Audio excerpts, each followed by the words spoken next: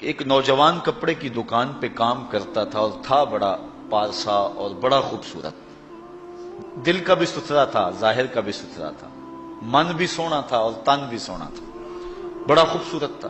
ایک عورت خریداری کے لیے آئی، اس کا دل فریفتہ ہو گیا اور اس نے ایک ترکیب سوچی اور دوبارہ آئی تو بہت زیادہ کپڑا خرید لیا اور مال کے دکان سے کہنے لگی کہ میری گٹھڑی بھاری ہو گئی ہے، اس نوجوان کو کہو کہ میرے گھر چھوڑ آئے۔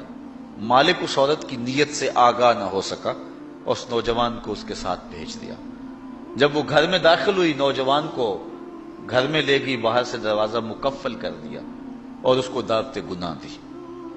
اس نے کہا انی اخاف اللہ، میں تیری بات نہیں مان سکتا۔ اس نے کہا کہ آج تجھے میری بات ماننا ہی پڑے گی۔ حیا سوز لباس بھی اتار پھینکا اور اس کو دعوت گناہ دینے لگی۔ یہ شیطان کا انتہائی سخت جال ہے، اس جال میں اس نے بڑے بڑے لوگوں کو پھانس لیا۔ اب اس نوجوان کو وہ ورغلاتی ہے، کوشش کرتی ہے، لیکن نوجوان ہے کہ اپنی نظروں پر پہرے بٹھائے، آنکھیں بند کر لیتا۔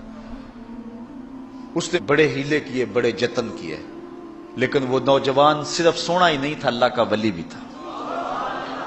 اس نے بہت جال پھینکے لیکن نور کو رسیوں میں جکڑا نہیں جا سکتا۔ خیر، وہ نوجوان کے دل میں بات آئی کہ شیطان کا یہ جال انتہائی خطرناک جال ہے، ابھی تک تو بچتا آ رہا ہوں، ہو سکتا ہوں کہ ابھی اس کے جال میں پھنس جاؤں۔ اس نے کہا کہ مجھے باتھ روم میں جانے دو، پھر میں آ کے تمہیں بتاتا ہوں۔ وہ اندر چلا گیا، پاخانہ کیا، اپنے ہاتھوں پہ کر کے پورے بدن پہ مل لیا، اور اسی حالت میں جب باہر آیا تو بدن سے بدبو اٹھ رہی تھی۔ عورت کا سارا نشہ اتر گیا، دروازہ کھول دیا اس نے، کہا چلا جا، تو کوئی دیوانہ اور مجنون شخص ہے۔